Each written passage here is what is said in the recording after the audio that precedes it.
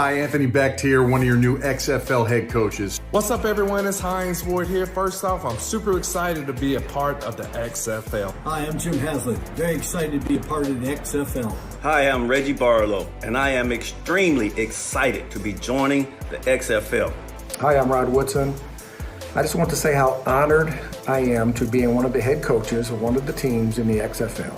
Hi, I'm Terrell Butler, the head coach in the XFL. Hi there, this is Coach Wade Phillips. I'm honored and excited to be one of the new coaches in the new XFL. Can't wait to work with the players, the coaches, and the cities, and super excited to be part of the XFL family. I'm looking forward to the development of players and the innovation this league will bring while still remaining true to the game. It's going to be a great time. Hey Finn, you excited? What's in the bag? What do you think is in the box? What's in the box? You want to take a look? What's in the box? Oh, wait. This isn't your stuff. Whoa. XFL hat. What do you think? You excited? You like the XFL hat, huh? Hey. That's my hat. Don't. That's my hat. That's my hat, pup. Ooh, look at that. The XFL. All right. I got to put that somewhere else. What else do we got in the box? Hey, what else do we got in the box?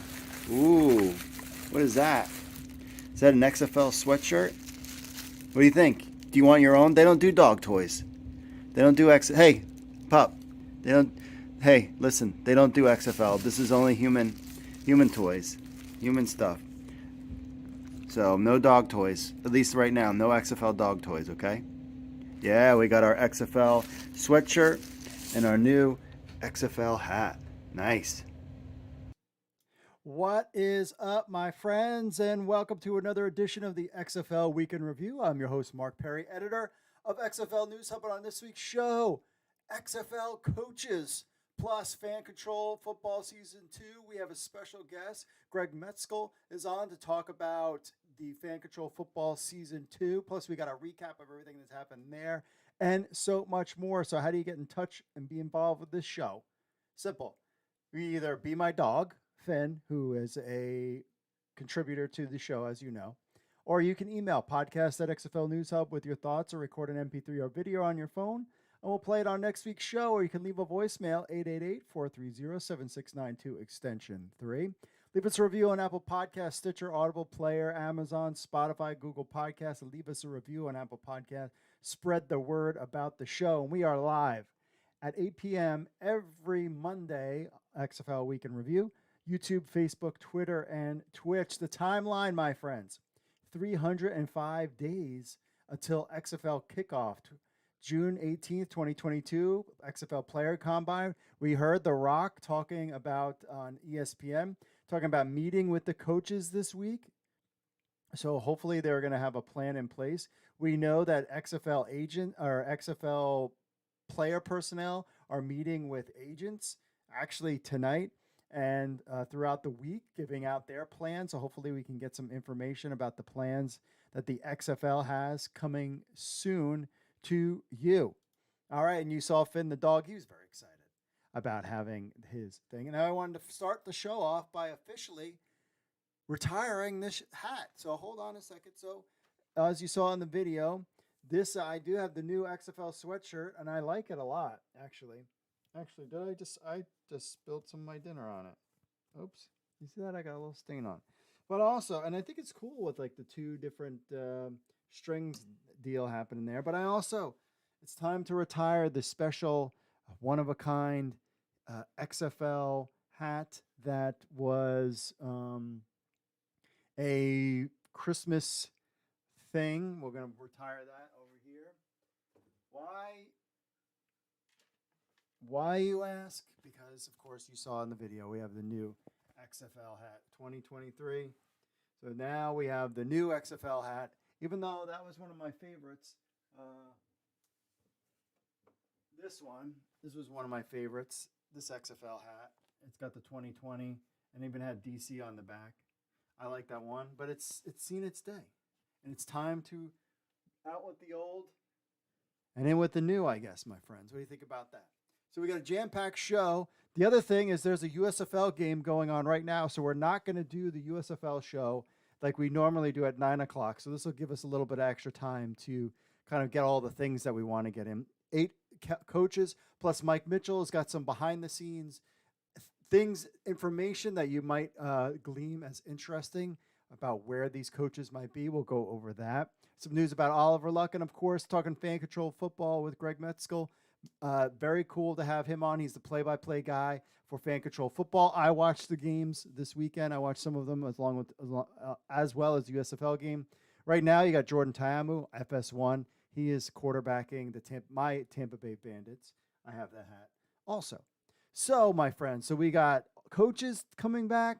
We've got you. We've got me. Maybe you've got the USFL game on in the background, or maybe you're watching repeats of fan control football. But whatever you got going on, let's just get into the week that was the XFL. So today on Greenie's Get Up program, The Rock and Danny Garcia were on the show at the end of the show to announce the XFL 8 XFL head coaches for the 2023 season. And our own Mike Mitchell got 7 out of the 8 correct. We'll break it down. Here is the press release. The elite group of coaches to lead the league's 8 teams in its 2023 season. So now we know officially that there will be 8 teams, not 10, in the XFL season. So the XFL is excited to announce that it has selected 8 highly qualified and well-respected head coaches for its 2023 season. The head coaches include leaders across collegiate and professional football, including Reggie Barlow, which we've talked about, Anthony Beck, Mike Mitchell mentioned, Terrell Buckley, that's been out there. Jim Haslett was the name that was not mentioned. However, Jim Haslett, we were talking about Jim Haslett back in 2019 as him being a possibility for the 2020 XFL season. Wade Phillips, Bob Stoops, Hines Ward, and Rod Woodson, all Mike Mitchell got right on the dot, except for Jim Haslett. This group not only shares the XFL's passion for sports and innovation, but brings the football pedigree, leadership experience, and visionary outlook needed to play an active role in building of the league and development of players. Quote, our head coaches are a diverse group of leaders, champions, and Hall of Famers with experience competing and coaching at the highest level in football. Not only will they be mentors to our players, but they will also ambassadors for the XFL as we work together to build tomorrow's league, said Danny Garcia, co-owner and chairwoman of the XFL. What is most exciting about our talented coaches is that they all share our vision for the XFL and are committed to advancing the game of football for players and making it into a must-watch program for fans. The XFL is anchored in the belief of opportunity, and just like our players, these future football legends will drive the future of the game. This is yet another huge moment for the XFL. I have experienced firsthand the positive influence and impact that coaches can have on a player's life, and with our group of smart, accomplished, and motivating head coaches, I expect nothing less. Not only will these coaches be mentors to our players, but they will be a big part of the cities in which we will operate. Stay tuned, says Dwayne Johnson. So this is coming first. Then cities will be down the road. One of the things that we had talked about in the XFL group chat, writers group chat, was that maybe the XFL had dropped the football coaches first without the cities so that they can line up what cities they're going to play in, which coach is going to be there, and then have individual press conferences in those cities. Can't wait to go to a DC Defenders one. Russ Brandon, XFL president, added, we've brought together the respected group of coaches with elite football experiences, proven track records of success, and a passion for our game. Our owners, Danny, Dwayne, and Jerry, were a big part of the recruitment process, identifying true leaders in the sport that aligned with our vision and bring the best of the best to the XFL. I look forward to collaborating with each of them and witnessing an active role they play in shaping our respective teams. So the XFL will kick off in February 2023. We were kind of concerned that maybe there was some chatter that maybe that wouldn't happen. However, now that's confirmed. Over the past few months, the XFL's football operation team, led by Mark Ross and Doug Whaley, made several key hires, including Dean Blandino, returning as vice president of officiating and playing rules innovation. Since January, the team has been attending college pro days, NFL combine, and actively recruiting players for the 2023 season. Earlier this week, the XFL announced an exclusive partnership with the NFL Alumni Academy. We talked about that to identify the best players in football and offer more opportunities to play professional football. Additional details about cities, teams, and venues to be announced in the coming months. Notice that one, venues in that one. To learn more about our head coaches, xfl.com/xfl-today with the full recap. But here are some of the coaches. Reggie Barlow joins the league from Virginia State, where he spent the past 6 seasons as head coach. He was selected in the 4th round of the 1996 NFL draft by the Jacksonville Jaguars before playing for the Oakland Raiders and the Super Bowl champion Tampa Bay Buccaneers. Anthony Beck joins the league from the Windgrass Ranch High School, where he was the offensive coordinator. He is a 12-year NFL veteran and was selected 27th overall by the Jets in the 2000 draft before going on to play at the Bucs, Rams, Cardinals, and Kansas City Chiefs. Terrell Buckley was previously at the University of Mississippi, where he spent 2 years as the cornerbacks coach. He is a 13-year NFL veteran and Super Bowl champion who was selected 5th overall by the Green Bay Packers in 1992 draft and went on to play for the Miami Dolphins, Broncos, Patriots, Jets, and Giants. Jim Haslett, this was the surprise name, joins the league from the Tennessee Titans, where he spent 2 seasons as an inside linebackers coach, over 30 years of experience. Coach at college, pro levels with Penn State, Buffalo, University of Buffalo, Cincinnati Bengals, Washington Redskins Commanders, St. Louis Rams, New Orleans Saints, Pittsburgh Steelers, and Los Angeles Raiders, the Florida Tuskers of the United Football League, and the Sacramento Surge of the World League of American Football. So he definitely knows all football leagues. Wade Phillips, big sign there, was previously with the Los Angeles Rams, where he spent 3 seasons as the defensive coordinator. Over his 40-year career, he's coached at the college and pro level at Oklahoma State, University of Kansas, Houston Oilers, New Orleans Saints, Eagles, Broncos, Bills, Falcons, Chargers, Cowboys, Texans, and, of course, the Rams.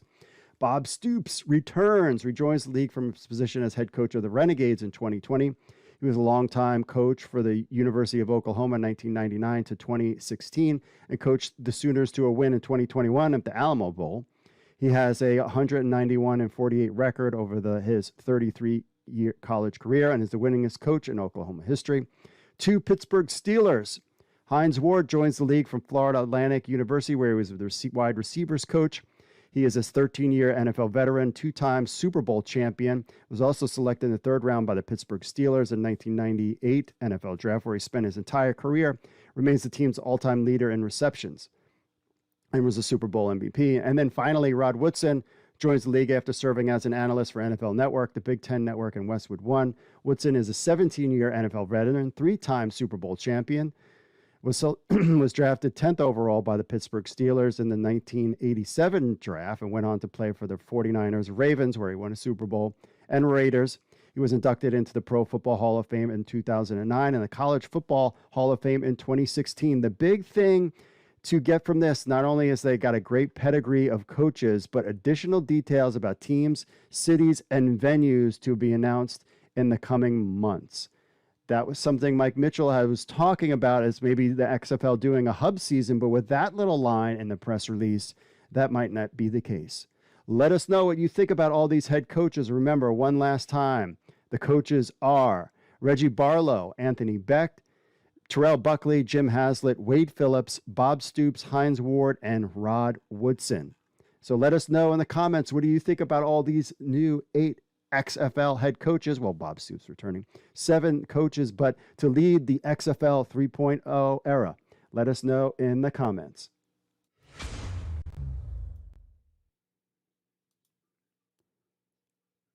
So our man Mike Mitchell is breaking down these coaching hires by the XFL. And of course, you all know the coaches by now: Barlow, Beck, Buckley, Haslett, Phillips, Stoops, Ward, and Woodson. Only one returning coach, that is Bob Stoops.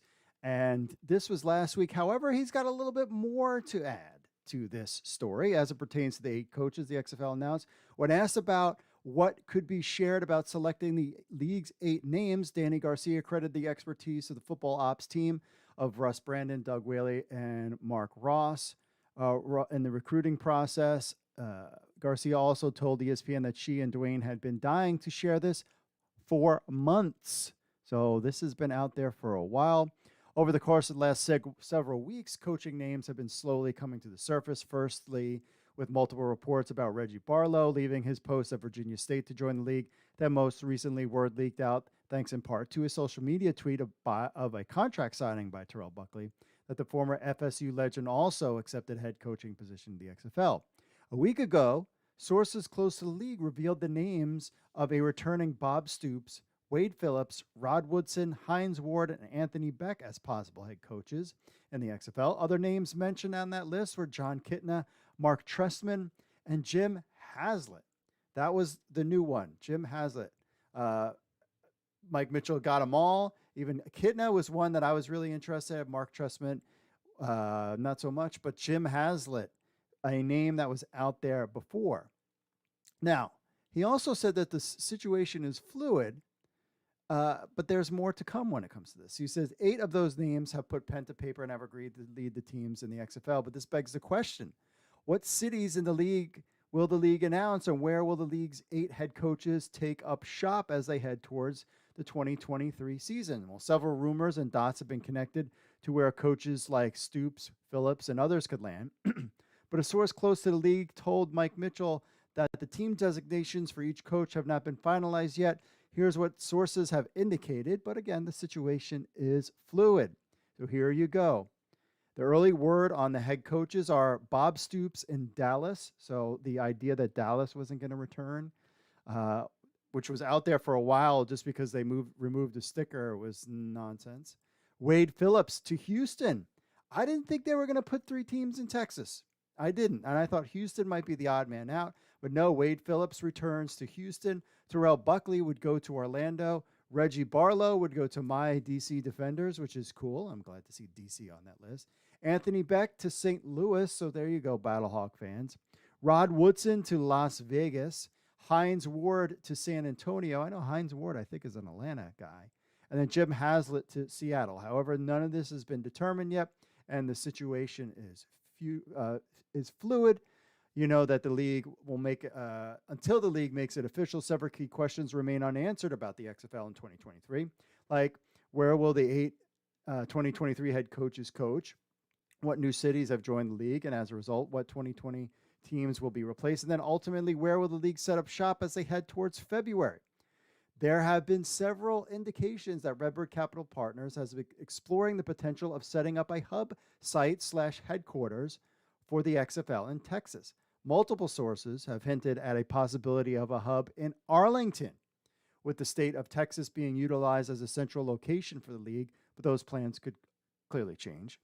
The XFL's leadership group has reached out to officials from Octaw Stadium in Dallas, so no more using the old baseball stadium, and the Houston Sports Authority and TDECU Stadium about potentially using those venues again. So maybe we'll see about that. As expected with any upstart league, there are difficulties securing beneficial revenue deals often, and I've been informed that this is the case here. Venues will demand guarantees from the new league to safeguard themselves in this particular situation. So they're having an issue. Upstart leagues are at the mercy of top venues and city commissioners because they can make demands and ask for larger percentages and fees. And because of the recent history of the leagues like the AAF and XFL 2.0, venues are very hesitant to make deals with the next league that arrives on the scene because they have already been burned before and likely probably have lost money. Perhaps last week's news is a sign the XFL might reconsider a full 8-team hub for the 2023 season, especially if you've been watching any of the USFL games attendance out there, and pushing towards getting back to individual markets instead. This is what we want as fans. Do not do the hub. You've seen how it looks on television with the USFL. The Rock posted a message on an Instagram account indicating that cities and teams would be revealed soon. Perhaps that could come before any news of venues. Can't read what he says that's coming up. The XFL also, in their press release, released a statement citing the league's moves thus far and their potential next steps. The release states that league's announcements of cities, teams, and venues will be venues, as we have said before, will be unveiled in the coming months rather than weeks. So that is the scoop from Mike Mitchell. He goes down the list of all the different head coaches that came into the league. You definitely want to check out his article on XFL News Hub. The title is breaking down the league's 8 head coaches.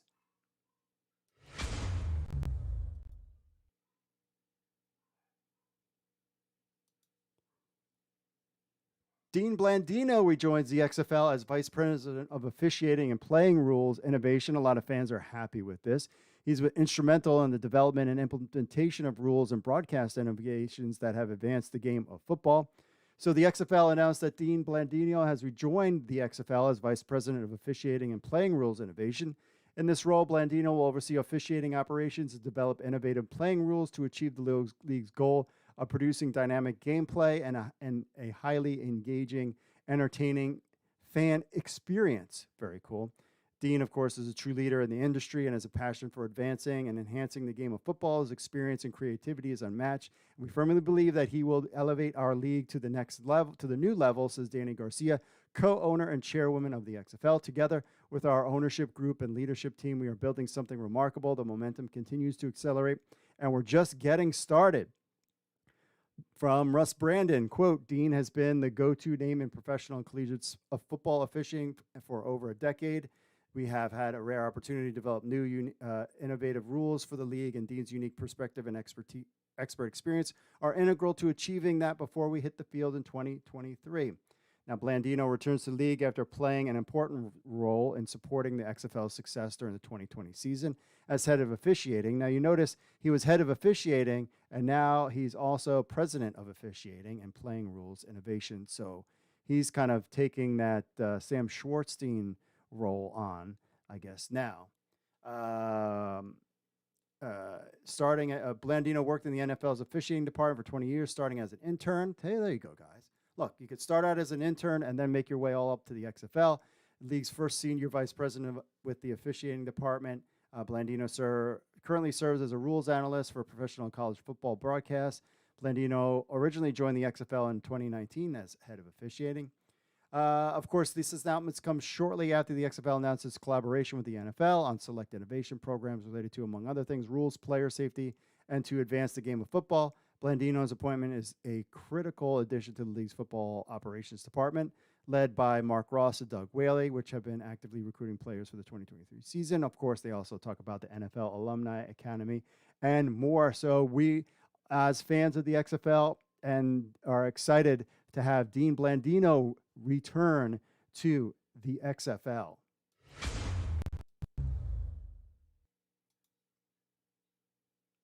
This one kind of came out of left field. Like, wait, what? XFL bankruptcy administrator files lawsuit against Oliver Luck. Huh? With the impending trial between former XFL Commissioner Oliver Luck and owner Vince McMahon 3 months away, a wrench has been thrown into the works. The XFL's bankruptcy plan administrator, Peter Hurwitz, has filed a counter lawsuit in a federal court alleging that Luck must pay back some of his $11 million salary earned while serving his duties. Hertz claims that Luck was unable to meet his duties as commissioner and therefore must repay the league. Interesting. Quote, Luck's performance as commissioner and CEO was woefully inadequate for numerous reasons.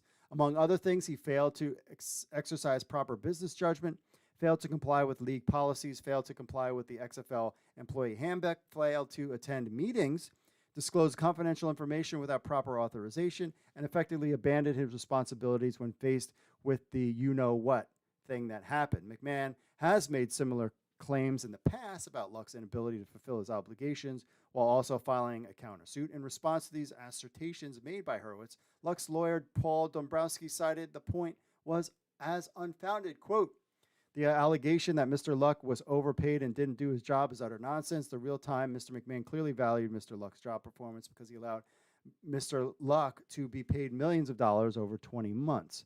Luck was originally seeking $23 million for the remainder of his contract left unpaid following the league's shutdown in 2020 following you-know-what. The trial date between Luck and McMahon is set for July 22nd.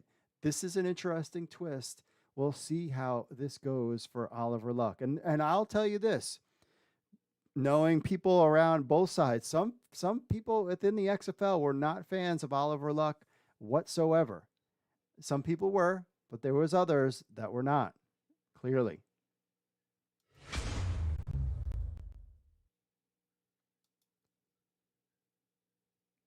sad news to report. Former St. Louis Battlehawk offensive tackle Brian Wallace passed away. Wallace is a former Battlehawk, got a huge break in terms of his professional football career when the XFL launched after 20 years of being defunct. McMahon was back at the helm and making promises of what the XFL would be, and the XFL did accomplish that no one can deny. It put players like Brian Wallace on a large stage. Many former XFL players find themselves playing in other leagues now, and Wallace was one of that group who hoped to parlay his time with the St. Louis Battlehawks into something great in his future. Whether that was a chance at the NFL level, a long-term career on the field, it remains to be unseen. Brian Wallace was just 24 when he played in the XFL. He had his entire career ahead of him. After 2 years removed from the XFL career and just precluding the XFL 3.0 return, Brian Wallace passed away at the young age of 26. Hearts are broken. This is from the Arkansas Razorbacks football. He will be missed. Wallace was a former 4-star high school recruit that made his way to the Arkansas Razorbacks in 2014. He was ranked as the top overall prospect in the state of Missouri at the time. 24 Sports ranked him the second best tackle in the nation, while ESPN and Rivals both ranked him 9th. Received countless offers ranging from Nebraska, Iowa, Georgia. Ultimately chose Arkansas and joined the Razorbacks as a redshirt freshman in 2014. During his 4 years on the field, he would appear in 38 games, starting 29 of them. He primarily played right tackle, but occasionally was used at other positions when needed. He would seize the job midway through his junior year by being penalized just 3 times in 7 starts and a total of 11 games. By his senior season, he was a full-time starter and head coach Chad Morris. Morris had been hired following a 6-season stint with Brett Bielema, who Wallace had been recruited by and played for his entire career for. After his redshirt senior season, he declared for the NFL draft in 2019. He was hoping to hear his name called, but ultimately went undrafted and originally landed with the Broncos. Didn't stick long before playing briefly with the Seahawks. It wasn't until 2020 the former undrafted free agent truly got a chance to play when he signed with the XFL's Guardians. However, it wouldn't last long as New York because they traded him to his hometown team of St. Louis to the Battlehawks. The trade must have been particularly sweet for the St. Louis native. He stuck with the Battlehawks the entire 5 games before shut down the league.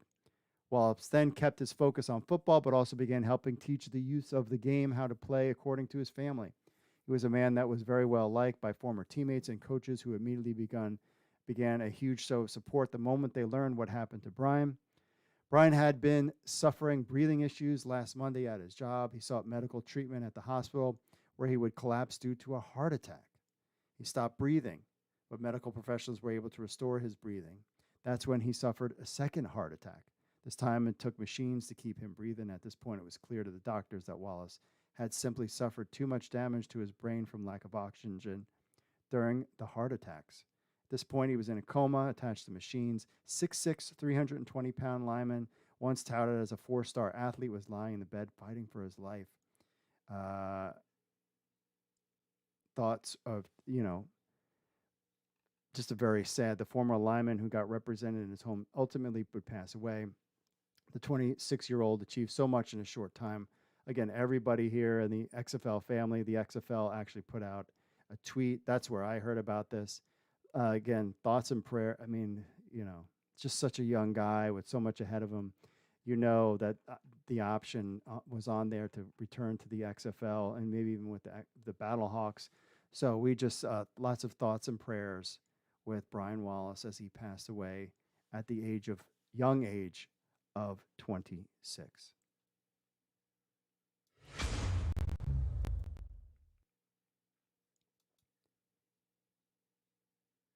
Fan control football. We'll talk about that for a little bit here. First up, apparently their viewership on Twitch jumps 10x from their 2021 Fan Control Football draft. That's right, Fan Control Football Season 2.0 is in full gear. The draft on Twitch last week was the most viewed ever for the league with 388,000 total views, up 10x from the FCF's inaugural draft in 2021.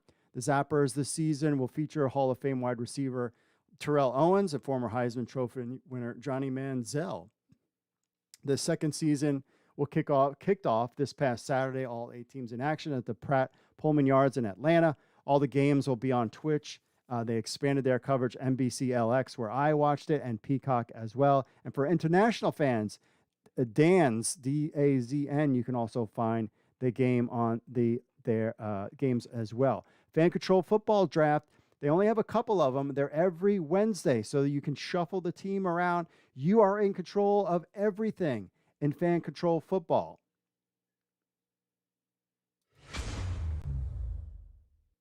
Now maybe you get one here. So here's a 1st and 10 on the 11. Likely last play. Horton steps up, throws to the end zone, up for grabs, hauled in! Terrell Owens, his first catch in fan-controlled football history and his first touchdown. It'll come a little too late, but it's what the Zappers fans were looking for. We got exactly what we was waiting for, but it was not at the right time. We end up getting... You heard that right. Terrell Owens made his debut and scores a touchdown in the final seconds of the game. The Zappers wind up losing. This was how to kick off the first week in Fan Control Football version 2.0. Now they have 8 teams. So, of course, one of the big names out there was Terrell Owens returning to the league. Owens is, of course, a NFL Hall of Famer, now in his 4th professional football league. Amazing career in the NFL. Owens played for the Allen Wranglers of the IFL, scoring 10 touchdowns in 8 games, and had a short stint in the CFL with the Edmonton Eskimos, now Elks, in 2018 during their camp. Now Owens joins the Zappers, where he's not the only NFL standout on the roster. He joins Johnny Manziel, of course. Now they hooked up. However, Manziel and Owens connections could be playing. However, a Manziel-Owens connection could be in play as the season unfolds. Because remember, if these players kind of switch teams a little bit, for now, Owens will be catching touchdowns from Danny Southwick and Laquan Horton. Owens is not the only going to be playing on the field. He's also working with FCF on multiple levels. T.O. was also doing play-by-play after he is done playing on Saturday. Owens was also interviewed current and former NFL players after playing on a segment called the T.O. Zone. It's clear that Owens' presence is not only on the field, but off of it as well. Though the Zappers lost to the should-have-been Stars, Owens was able to score a touchdown in the final seconds of the game, making an exciting ending to the game. The 48-year-old T.O. was able to draw multiple double teams and a couple of penalties against players half his age. So if you want to check out T.O. in Fan Control Football, you could do that. It's been a lot of fun. Let's break down what happened in Week 1 of the Fan Control Football season. First up, the game that I got a chance to check out was the Glacier Boys, my old team until I went the NFT route. Yeah, I sold out. Versus the Beast. Glacier Boys lost to the Beast 20-36.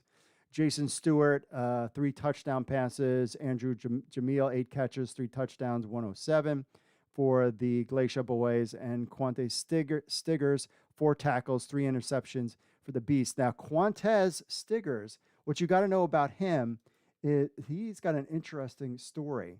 He is actually only 20 years old, I believe, and just a freakish of an athlete. And they are super excited. He is a guy to watch. Again, only 20 years old, guy to watch. I mean, look at that. 4 tackles, 3 interceptions for 92 yards. Somebody that might be picked up in a league other than this, but definitely another player to keep an eye on. Knights of the Deegan, 32 versus Bored Apes Club. Close one, 36. Bored Apes Club with the win there. Jacoby Baker would rush for 55 yards with 3 touchdowns. Yediah Lewis, 3 catches for 47 yards and a touchdown. Should have been Stars, 20. Zappers, 12. That was the big TO game. Slade Jarman had 5 CMPs with 2 touchdowns. Terrell Owens with the catch and a touchdown. Of course, he is 40 years old for the Zappers. Team Aoki, my team, Team 4. That was game 4. Beat the Kingpins 28-26. Mitch Kidd, 8 completions, 118 yards, 4 touchdowns. Tari Jones, 4 completions, 109 for 3 touchdowns as well. Joseph Boykins had 6 catches, and Elijah Rogers also had 6 catches as well and 3 touchdowns. Way too early MVPs. Mitch Kidd, Team Aoki, my team. I wanted to watch that, but of course we had USFL games going on at the same time. Number 2, Andrew Jamil, Glacia Boaz, wide receiver. Quantez Stiggers, a guy that you got to watch, defensive cornerback. And then honorable mention, Jacoby Baker, running back as well. This is the list there. A lot of fun. Remember, Wednesdays is the drafts, and then games are on Saturday night. A lot of fun in fan control football. All right, we'll be back with our interview with Greg Mescall right after this. Stay tuned, my friends. What's up? Of the XFL News Hub, and you have a telephone, which I know all of you do because you're sitting there playing on your phones all the time, then why not download the XFL News Hub app? That's right, it's on iTunes, it's on Android. We have an Android version and an iPhone version of the XFL News Hub app. So what do you get? You get the latest news from XFL News Hub, the premier source of XFL news in the universe. Plus you get push notifications when we have breaking news. You will be the first to know. You can leave a comment on some of the news right from your phone. Plus you get this podcast on your phone as well. Remember, you can leave us reviews on the Google Play Store or iTunes. It links to other social media, our other social media accounts, and so much more. Be in the know. I know you're on your phones. People are on their phones all the time. They never get off their phones. So why not just download the XFL News Hub app on your Android or iPhone today? All you need to do is go to the Google Play Store or iTunes and just type in XFL News Hub. That's XFL News Hub. Download our app on your phone today.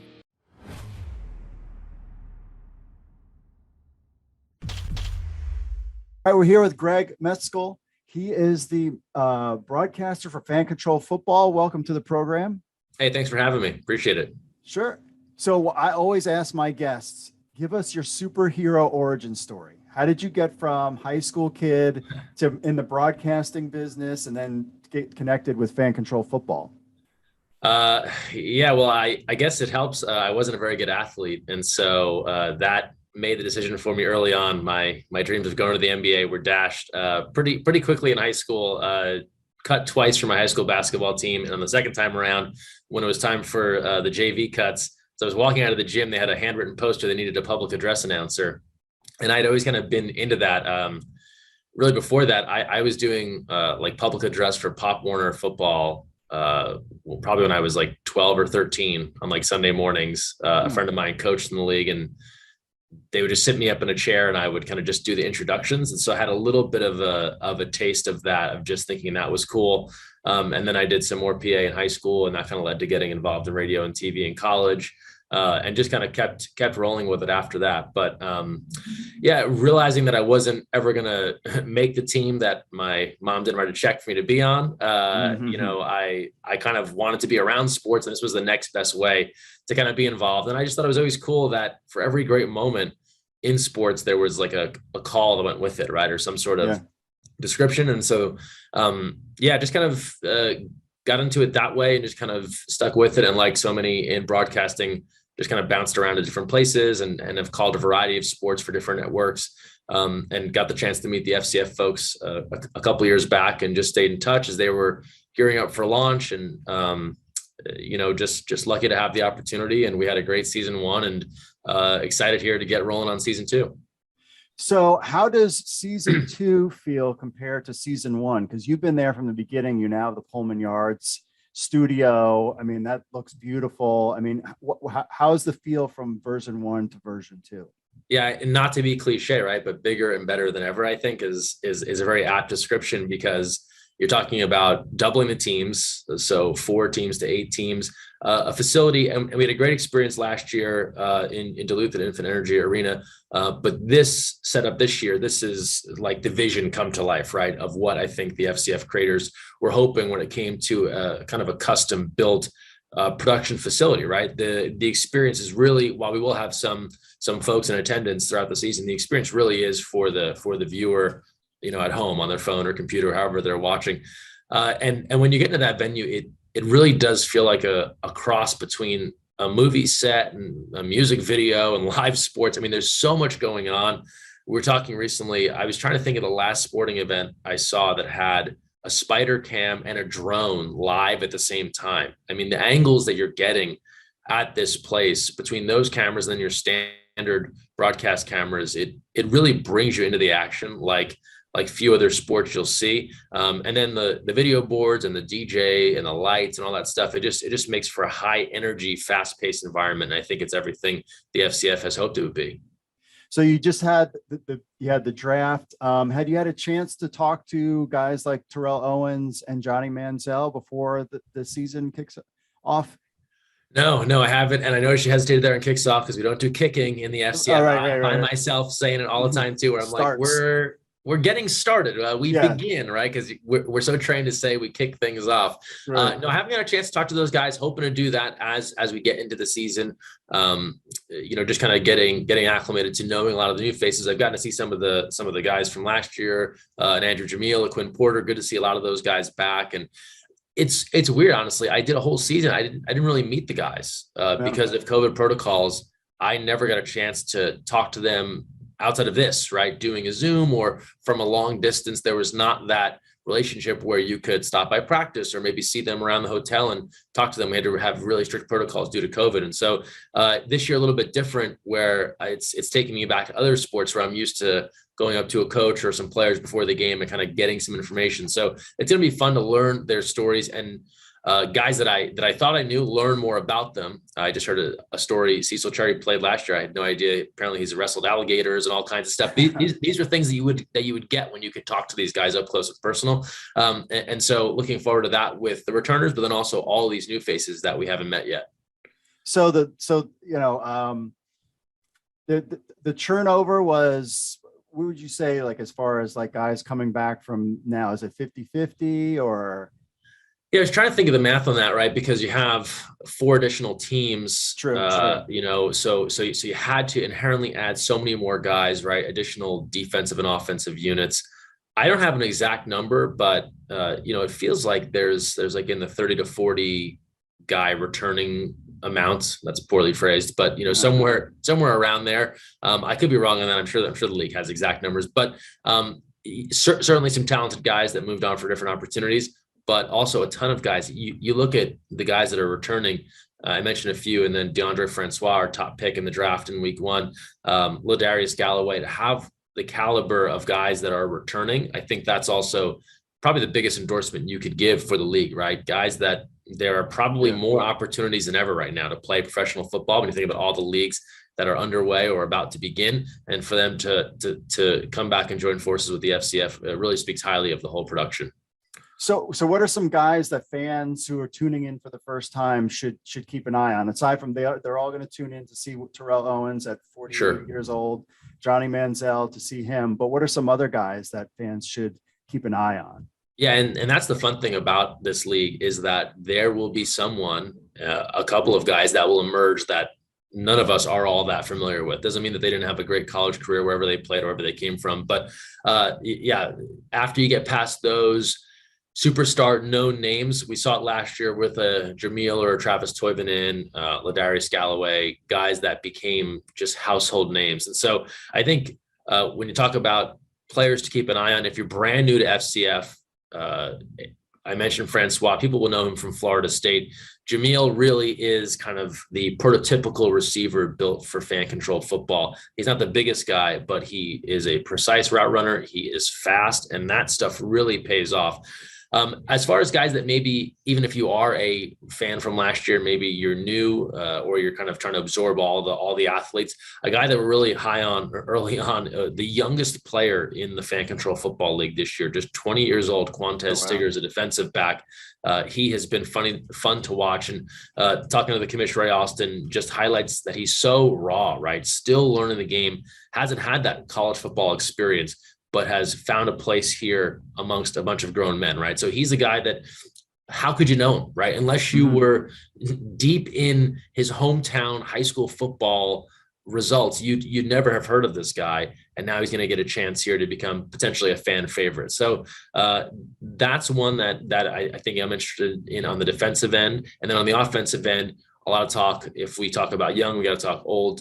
Danny Southwick, 40 years young, right? A guy that's been around a long time, played at Occidental years ago. but still has a love for the game, still has great knowledge, right? And could be a guy that doesn't necessarily need to run the football a ton, but could be that precision passer that can be so dominant in this league. So you have all these, now you have 4 new teams. Pullman Yards is looking ready to go, where everything is, I mean, I saw some of the trial, you guys were streaming some stuff, or a scrimmage game.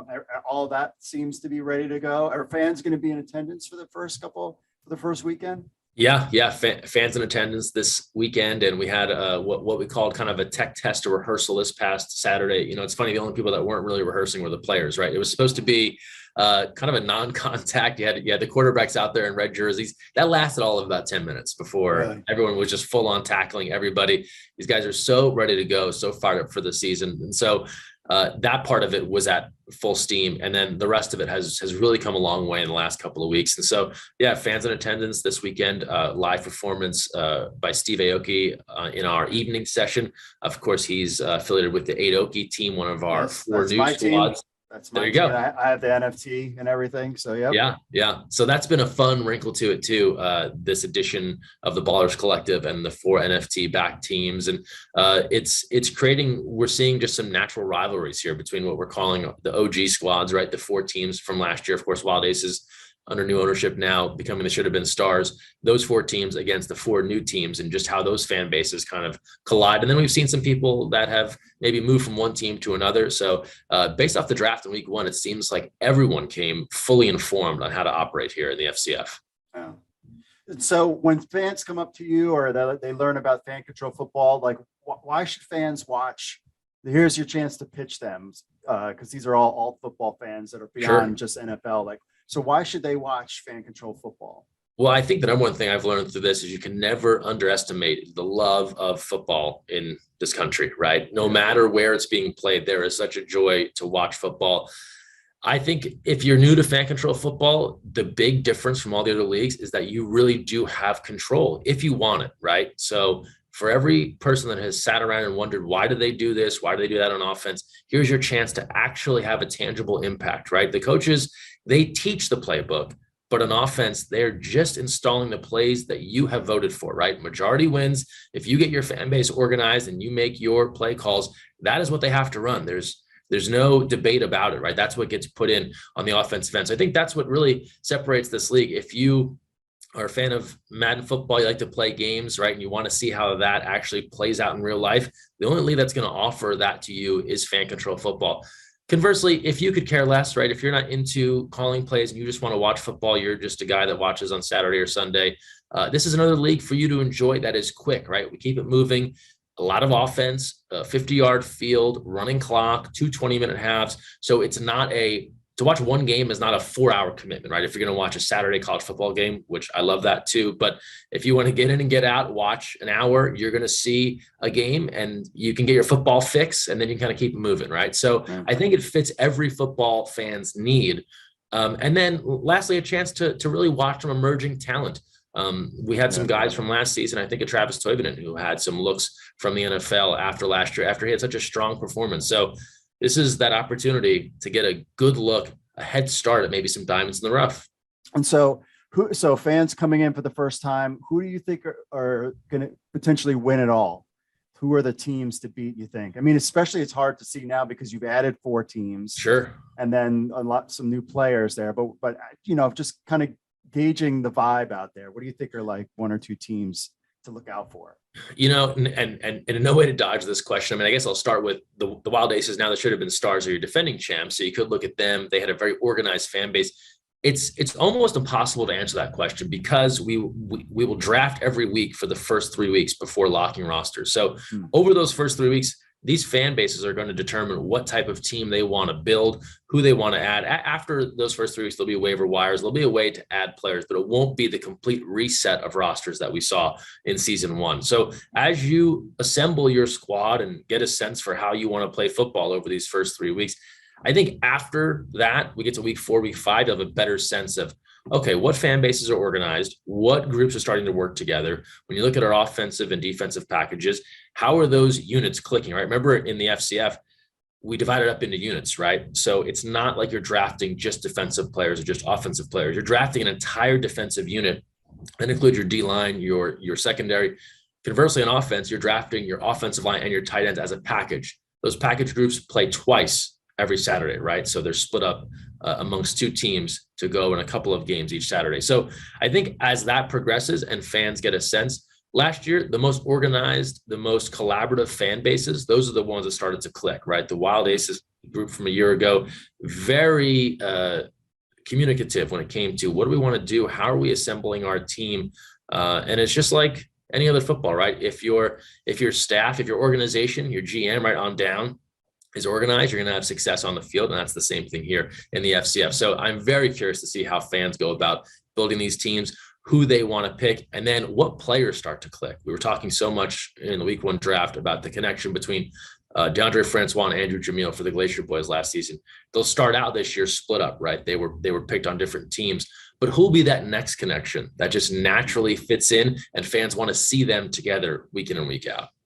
Well, it's funny because, in watching NFL, it's like the fans always think they can do it better. Yeah. Now, if your team stinks, it's technically it's your fault. It's the fans' fault. You can only blame yourself. It's the funny thing. So much of this, we put it back on the fans, right? Yeah. If you don't like the way this thing is going, pick your team better. If you don't like the way you're running on offense, call a different play, right?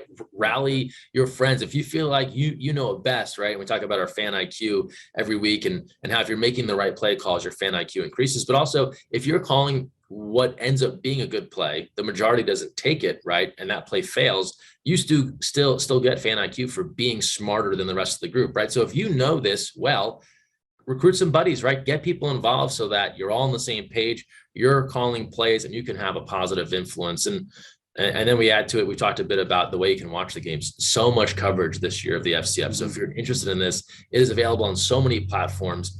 Again, it's on you, the fan, right? If you're missing these games, it's not for a lack of opportunity.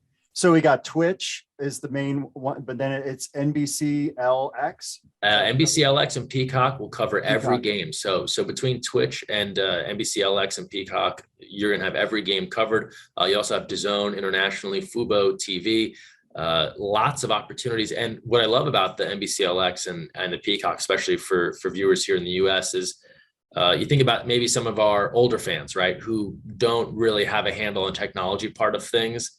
I think about my parents, right? Are they going to be firing up Twitch? Probably not, but they have NBCLX on their cable. They can quickly navigate to that channel and enjoy the game just the same as any football fan. And those on Peacock, that's live. It will be live, not recorded or anything. Mm-hmm. Okay. And then, so my final question for you is, where do you think fan control football will be in the next 3 to 5 years? I mean, you got venture capital money coming in. You had the NFTs. I believe that was a success. Fans were really interested in that integration, and which I think is a big thing in the future for NFL, and all of these other leagues are going to be doing NFT kind of integration. Like, so Sure. Where do you see the league, growing in the next 3 to 5 years? Well, we've talked so much about fan input, and I have to say part of the future of this league, I'd have to imagine, and the 4 founders are so ambitious and so innovative with where they want to take things. I think a lot of it will be fan dictated, right? What else do fans want to see? We saw it in season 1. Fans felt a rule needed to be adjusted or something had to be fixed. There wasn't weeks of meetings, right? The founders got together in a room, decided, no, that's a bad idea. We're changing it. Fans want it this way. And we made that change in real time. So they're always pushing the envelope. They're always trying to expand and grow. Could we see additional teams? Could it be a bigger venue? That sort of thing. I think everything's on the table when you're talking about technology, the way that can grow, stuff that we can't even imagine yet, right? Is there enhanced virtual reality elements, those sorts of things. So it is one of those things where my understanding of it through the founders is that they're very intent on not being stuck in any old ways, right? Very much about being innovative. How can they push the envelope forward? How can they best serve the fans? This whole thing, as much fun as it is to watch football, it doesn't work if the fans aren't invested in. So I think that fan feedback is going to be essential to whatever happens down the road.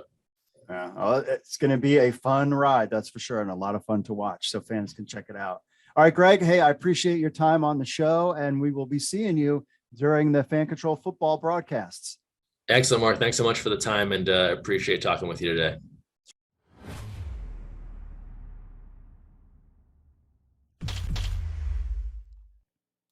All right, we are back. Appreciate Greg for coming on and talking about fan control football. So much to learn from there. Hey, speaking of so much to learn, why don't you learn to smash that like button and make sure you subscribe to this channel so you get all the XFL news you need. And we help spread the word about the XFL.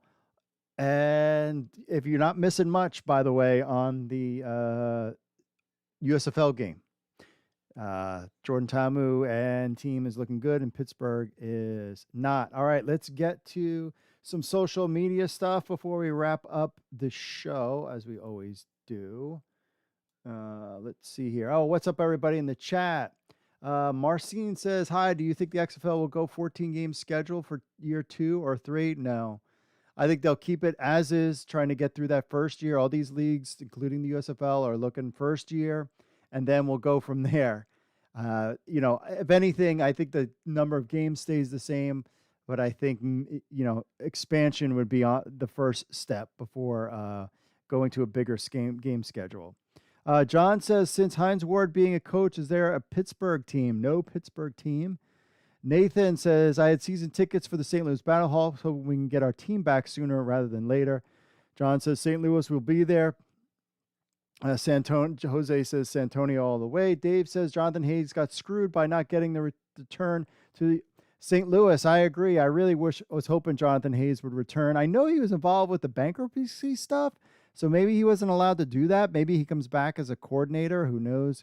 June Jones, I wanted back too. Yeah, I wanted him to finish what he started, but you can clearly see they're trying to give new people an opportunity to coach rather than Wade Phillips is an older dude, so who knows? And he says, Jose says, USFL is less than fan control football.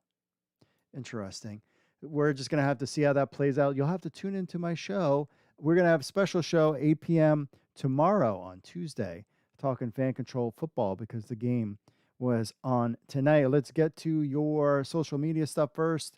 About T.O. scoring at the end. Jarrett says Terrell Owens was on an indoor football league team in Texas many years ago. Didn't last long. I'm sure he is loving FCF for fun. Yeah, the dude is still in great shape. Where can a person watch this league? You heard it here. Twitch, Peacock, and NBCL, and Danzing, or whatever it's called, was the other one. But you got to pay for that. That's where you can watch T.O. So check it out there. St. Louis always has a story, and it's the same quote from, so talk St. Louis and talks to the XFL about potentially hosting a team. This was an article from last week, and Kitty Ratcliffe, who is part of that decision-making process, basically used the same quote that she did 2 years ago, that they're in talks. So don't worry about it. It's nothing to see here. They are definitely going back to St. Louis. Now, my thing is, and what I think the XFL needs to kind of do, if they even venture to conceive doing this hub season thing, which I really don't think they should do, if they're going to do a hub, at least do it in Texas and St. Louis. Like, break it up so at least maybe there's 2 locations. Like, you're throwing away money by not having games in St. Louis and Seattle and even DC. In effect, you're losing money. Like, those stadiums will fill. So, and I don't know what the economics is, but clearly, if anything proved anybody in the XFL, I know you're listening because you guys listen and watch all the time, and I appreciate it. This hub thing is not going to, you just put on the television right now. Pause this or don't pause it, but just go over, smash the like button, smash the subscribe button, go to FS1, and then tell me how hub season is going to look. Even with 3 teams in Texas. I mean, maybe. And that's kind of weird too, the whole 3 teams in Texas. But we'll find out. Of course, XFL, the video we played for Finn the dog, he was excited. He said, Bobby said, I ordered some merch myself. I bet it's from the XFL. It's black and white. So there you go. Hey, it matches Finn's complexion. The logo and the colors match Finn, which is a good thing out there. All right, let's see. What else we got here? Let's go to our pals on the YouTubes. Let's see here. Jared says, I am fine with the XFL being a development league for the NFL. Then players can play in the NFL, which is their dreams. And Chris says, I'd really like to see a merger, the ELF, CFL, XFL, and USFL. These a merger for playoffs for the best championship team, then for the world game of alt football. There has been some buzz about how, the ELF is looking at is becoming better and better, even though it's only been in year one, about getting talent out there. The ELF, we cover that on CFL News Hub. Definitely want to check Matt Lyon's articles every week. He's got a recap of everything going on in the ELF. You want to stay tuned for that, because there is Madre London, who destroyed the ELF, is now in the USFL on the Pittsburgh Maulers, probably the worst team in the league. And I'm really curious to see how he does. TMC Football said the XFL 3.0 should make a requirement of having 4 international players on each roster. The European League of Football had a similar rule, but with 4 American players per roster. I don't have a problem with that, CFL fans. I don't have a problem with that. I think that's a good idea. Or at least 1 or 2, put them on the practice squad. Pip 23-23. Another excellent move from the XFL. Should be get the full cities and coaches within a month. Exciting times.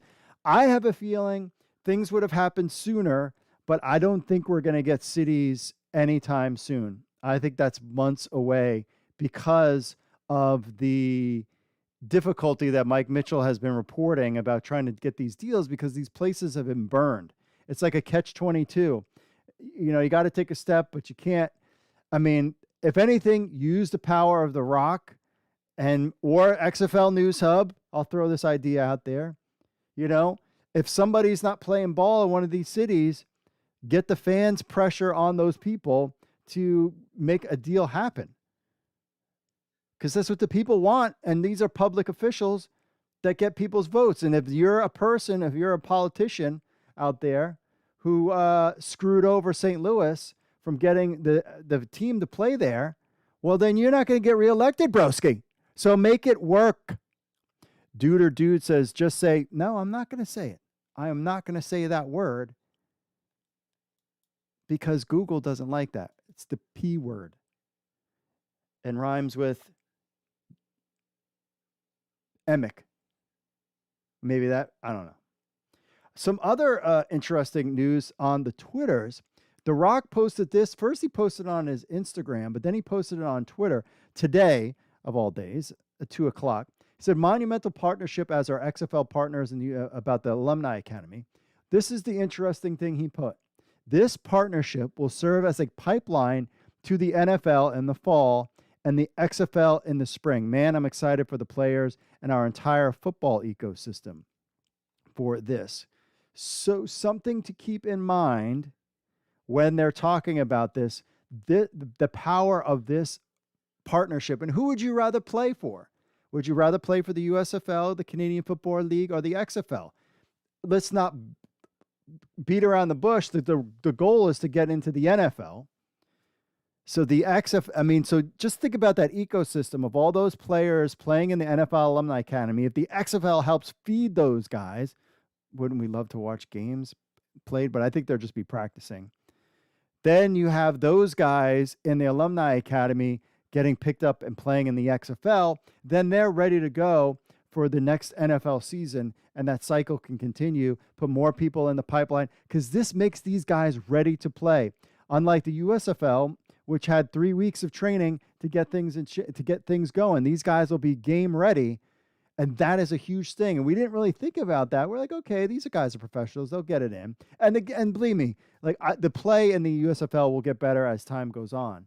But this clearly will have the players ready, because remember, you still got to learn the playbook. You still got to get used to playing with other players on your team, etc.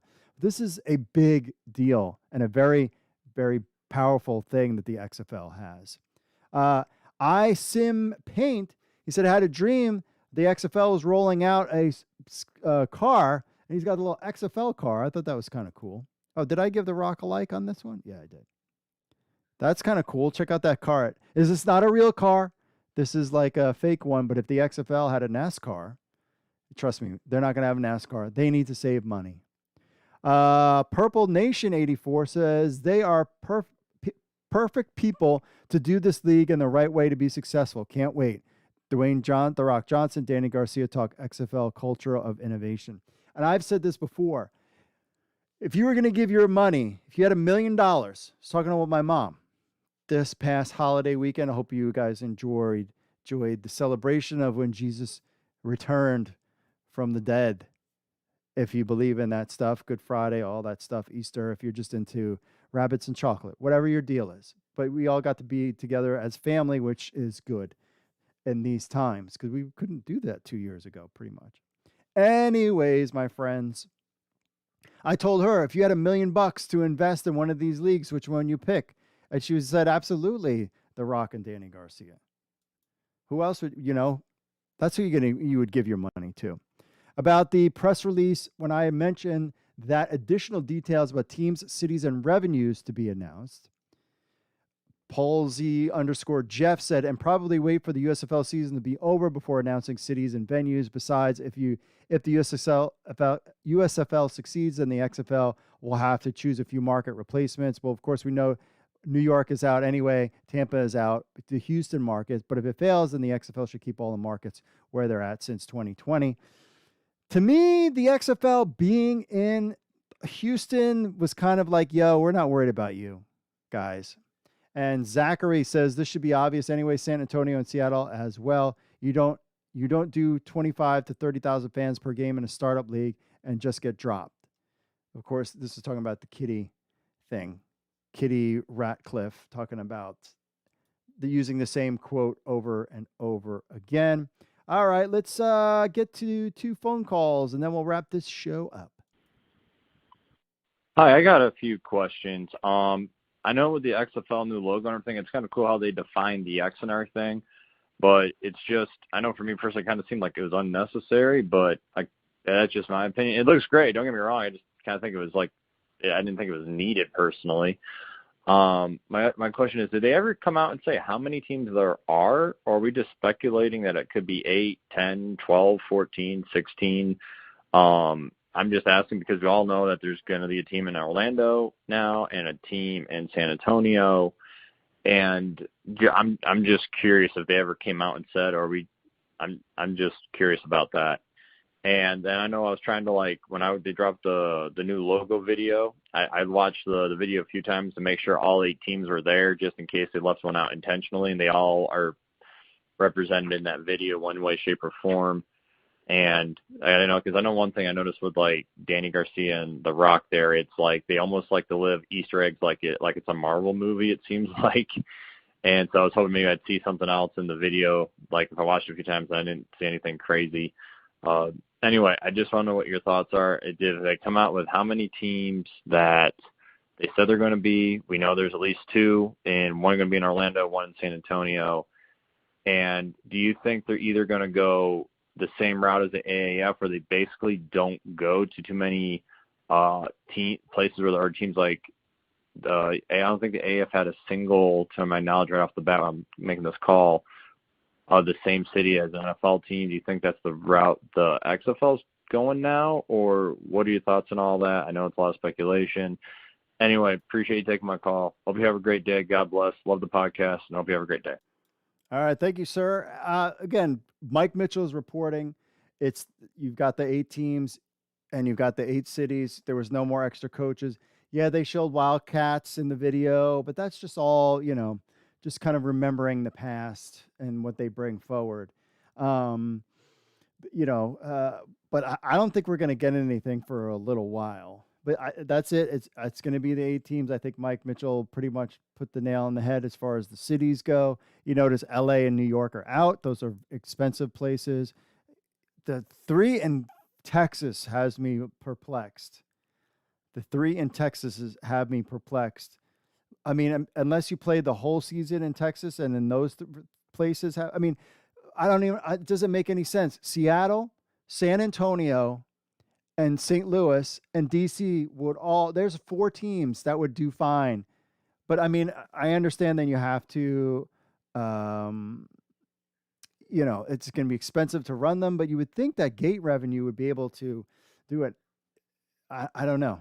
It's going to be interesting, my friend. It's going to be interesting to see how this all plays out. All right, next phone call. Hey, let's get to emails first. First up, Trey says, I want to play. I need a tryout. Okay. Hub football, fan control football is your best bet there. Jim says, I do not like the XFL logo at all.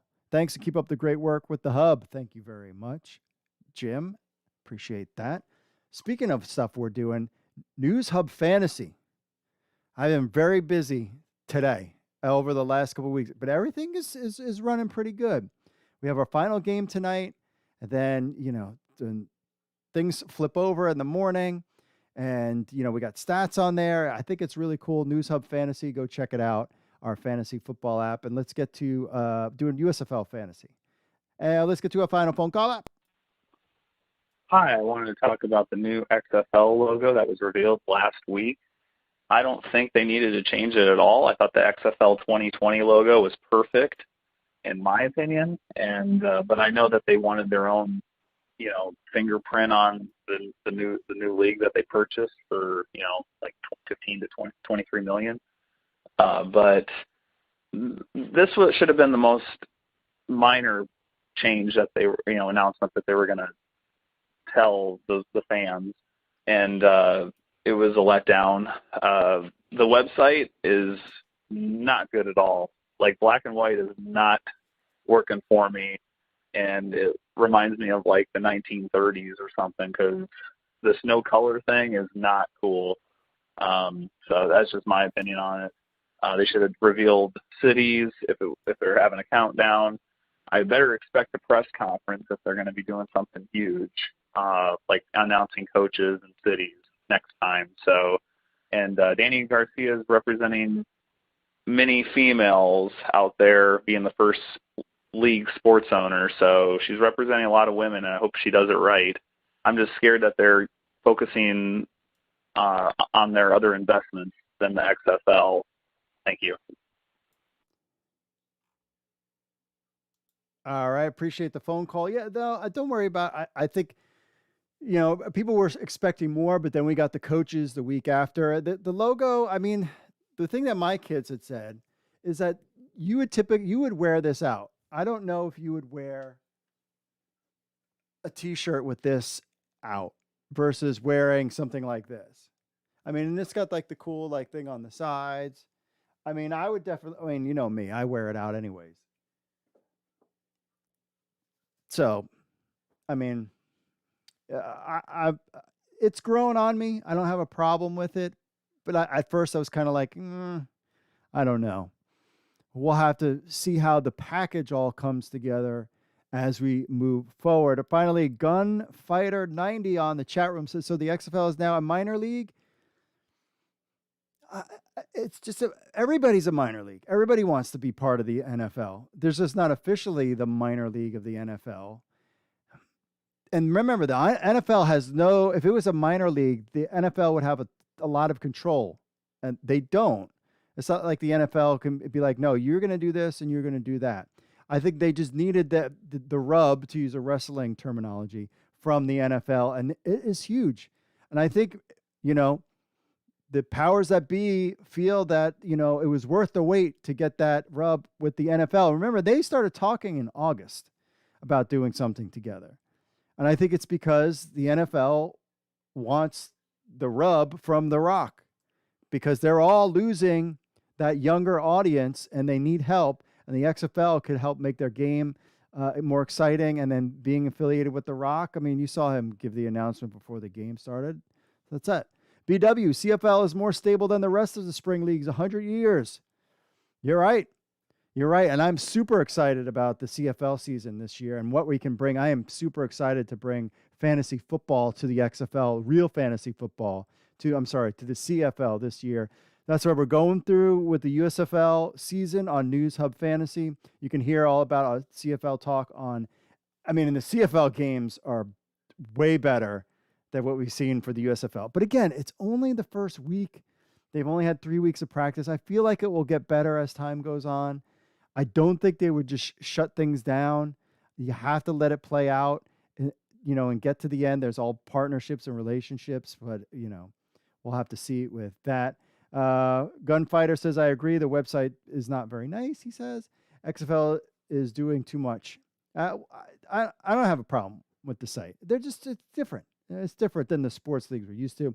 And Jose says, CFL 50 years, rugby 50 other years. It's been like 60-something years of playing football. They like to say 100. It's just the way it is in the CFL world. But I love the CFL. I'm looking forward to the draft. We're covering the draft on CFL News Hub. We're getting our draft list, our draft boards ready for you to check out and we'll be doing live coverage of the CFL draft on CFL News Hub. So remember, smash and like the button. Get this video up to 60 likes, please. Spread the word about the XFL.